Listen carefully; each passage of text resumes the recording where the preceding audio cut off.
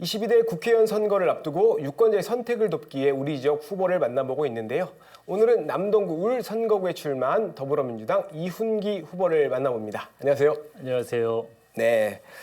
자, 공정한 기회를 드리기 위해서 사전에 고지한 시간을 드리고요. 지나면 마이크가 꺼진다는 점 유념해 주시기 바랍니다. 자, 시간 잘 지켜주시고요. 먼저 우리 유권자들에게 출마의 변부터 말씀해 주실까요? 저는 지난 30년간 신문과 방송 기자로 일해왔고요. 항상 양심과 신념을 지키며 기자로서 올곧게 걸어왔습니다. 그래서 한편에서도 방송 민주화를 위해서도 헌신해 왔습니다. 이러한 그 경험과 전문성을 인정받아서 민주당 영입인재 13호로 정치에 입문하게 됐고요. 저는 이번에 출마하면서 가장 중요한 것은 민생이고 정권 심판 그리고 언론 개혁 그리고 남동 발전을 위해서 출마하게 됐습니다. 네, 우리 지역 유권자를 위해서 아마 많은 공약들을 준비를 하셨을 것 같습니다. 그중에서 가장 강조하고 싶은 공약을 꼽는다면 어떤 게 있고 그 이유도 설명해 주실까요? 그 유권자들한테 많은 얘기를 들었는데 가장 남동에서 원했던 게 문화입니다. 문화의 향유, 문화 확대. 그래서 저는 남동 문화발전회에서 어떤 복합문화센터 같은 걸 만들고 또 남동 예술인 양성을 위한 방안 그리고 작은 도서관, 공공형 스터디 카페 뭐 이런 걸 좀 구체적으로 준비하고 있고요. 그리고 그 남동에 보면 잔디구장 있는 학교가 한 군데밖에 없어요. 그래서 모든 학교에 좀 잔디구장을 설치해서 이게 뭐 스포츠도 하지만 어떤 문화 공간으로 자리매김할 수 있도록 거기에 좀 영향을 집중하려고 하고 있습니다. 그리고 그 예체능 수업 같은 것도 좀 더 적극적으로 해서 모든 학생들이 뭐 예체능에 대해서 한 가지씩 확실한 기술을 갖고 사회에 나가서 성장해서도 뭔가 좀 예술적으로 문화적으로 성숙한 사람이 될 수 있게 좀 지원하고 싶습니다. 네, 조금 전에 학교에 잔디구장이 있는 곳이 한 군데밖에 없다라고 말씀을 주셨는데 이게 단적인 예가 같습니다. 남동을 지역의 가장 큰 현안 중에 하나가 아마 이 슬럼화되고 열악한 주거 환경이 아닌가 싶습니다. 이런 주거 환경을 개선하기 위한 어떤 정책들 생각하신 게 있을까요? 저는 남동 주거 환경의 그 핵심은 만수 주공 아파트 재개발이라고 생각합니다. 거기를 그냥 아파트를 이렇게 촘촘하게 짓는 게 아니고 좀 수준 있고 품격 있는 아파트로 개발해서 남동의 랜드마크가 되고 인천의 랜드마크가 되게 하는 건데 그 제레미 리프킨이 얘기한 에너지 자체 생산형 건물이 있습니다. 그러니까 모든 아파트를 자체적으로 에너지를 생산하게 해서 친환경적으로 생태적으로 만들고 그리고 어떤 아파트도 너무 고층보다는 적절히 배치를 해서 스카이라인도 좋게 만들어서 3, 40년 전에 주공 아파트가 상당히 규모가 있고 좋은 아파트였거든요. 다시 옛날에 그런 영광을 좀 재현할 수 있는 아파트로 조성을 해서 남동 을의 중심이 되고 그 주공 아파트뿐이 아니고 주변의 품격까지도 높일 수 있는 그런 재건축을 위해서 제가 좀 최선을 다하겠습니다. 네, 획일적으로 초고층 아파트가 아닌 친환경 아파트로 재건축 재개발을 추진하겠다 이런 말씀을 주셨고요. 자, 교통 문제도 해소해야 할 과제입니다. 제2경인선 등이 이제 추진되고는 있습니다만은 이제 계속 뭐 예타를 넘어야 되는 것도 있고 생각보다 이제 해야 되는 어려움이 있습니다. 이 한국 교통 현안 해결할 해법 어떤 게 있습니까?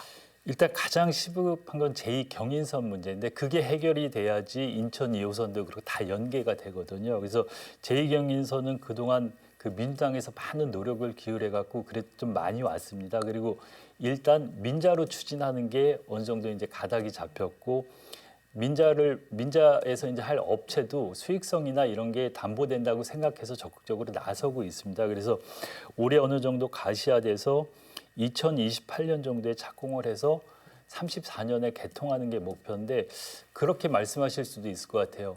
아니 이렇게 오래 걸리나? 근데 이런 게 그렇게 쉽게 되는 건 아니고 여기까지 오는 과정도 상당한 노력과 정성이 있었고 이 스케줄대로 간다면 좀 시간이 걸리지만 교통섬으로 묶여있는 남동 특히 서창 지역의 교통 이게 완화될 수 있고 이게 완성이 되면 인천 2호선이라든가 GTX-B라든가 여러 가지가 연계돼서 가장 교통이 잘 돌아가는 중심지가 되지 않을까 싶습니다. 다음은 이제 인구 문제를 좀 짚어보겠습니다. 한때 2018년쯤 우리 남동구 인구가 54만 명을 돌파했었습니다. 그런데 최근에 이제 50만 명도 이제 무너지고 예. 이거에서 줄고 있습니다. 물론 인천의 문제, 그다음에 예. 대한민국의 문제가 아니라 전체적인 문제가 될 겁니다 아마. 그런데도 불구하고 이 인구를 좀 계속 감소되는 문제를 해소할 방법 뭐가 있다고 보십니까? 물론 핵심은 주거하고 교통 같습니다. 아까 말씀드렸지만 주거 문제는 아까 뭐 주공 아파트라든가 그리고 그 밀집돼 있는 빌라촌 같은데 어떤 교통 문제라든가 뭐 그러니까 주차 문제 이런 걸 해결해야 되는 이제 주차 문제 해결의 핵심은 뭐 교회나 성당, 학교 같은 데를 좀 개방해서 그런 문제를 해결하면 될 것 같고 아까 얘기한 주거와 교통 문제를 해결하고 또 하나는 그 남동만이 뭔가 다른 게 있어야 되는데 코펜하겐 같은 게 좀 가장 좋은 모델이라고 생각해요. 거기에 아마르게 마케라고 쓰레기 소각장을 친환경적으로 해서 거기에 뭐 슬로프도 만들고 암벽 등반장도 만들고 그 도시의 명물로 만들었는데 남동에도 그런 걸 좀 도입을 해서 그 슬럼화돼가는 남동을 어떤 다시 좀 뭔가 좀 활력 있고 성장하는 대로 바꿀 수 있는 뭔가 구심점이 필요하다고 생각을 합니다. 네, 차별화된 도심 재개발을 계속 강조를 하고 계신 것 같아요. 예. 자, 후보님 이제 국회 입성을 예, 하게 된다면 예. 추진하고 싶은 게 입법이 여러 가지 있겠습니다만 대표적인 거 하나만 설명해 주실까요? 일단 뭐 방송 3법이 공영방송 지배구조와 관련이 있고 뭐 KBS, MBC 등 공영방송이 아직도 메인 뉴스 시청률이 뭐 KBS 10%나 되기 때문에 그 제2법을 추진해서 대통령이 거부권을 행사했던 방송 3법을 다시 추진하는 게 가장 시급하고요. 그리고 지금 지역 방송, 독립 방송 여러 가지 그 약자 방송들이 상당히 어려운 상황인데 이들이 같이 갈 수 있는 언론 생태계를 만든 입법 이것도 제가 상당히 중요하게 생각하고 준비를 하고 있습니다. 그리고 또 하나는 지금 방송통신위원회는 통제기구로 전락했고 방송통신심의위원회는 검열기구로 전락했는데 여기에 대한 기능에 대한 재검토 그리고 추가 입법이 필요하다면 추가 입법을 통해서 이들이 독립적으로 어떤 기능을 할 수 있게 다시 위상을 만들어주는 입법이 필요하다고 생각합니다. 네, 벌써 마지막 질문이 됐습니다. 네. 이번 남동구 선거구를 보니까 대통령실 출신과 예. 영입 인재가 예. 이제 맞붙는 지역입니다. 무주공산이었는데 오히려 또 관심을 많이 끄는 지역이 됐습니다. 예. 자, 상대 후보에게 없는 나의 강점 뭐가 있을까요? 예. 설명해 줄까요?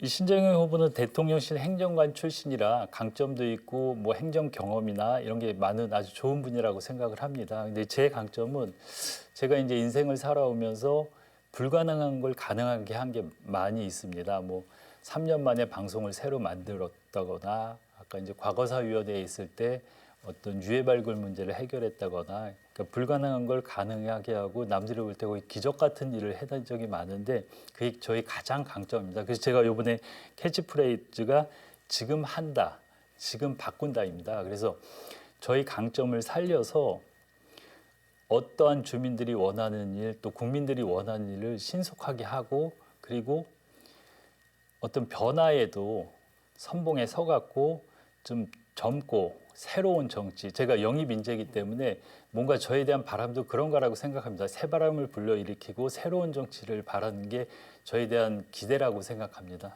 예. 네.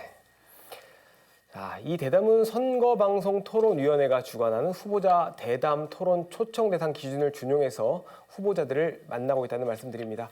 이 시간에 전하지 못한 소식은 뉴스 시간에 계속 만나보실 수 있다는 말씀도 함께 드리겠습니다. 지금까지 남동구 선거구에 출마한 이훈기 후보를 만나봤습니다. 오늘 말씀 여기까지 듣겠습니다. 감사합니다. 고맙습니다.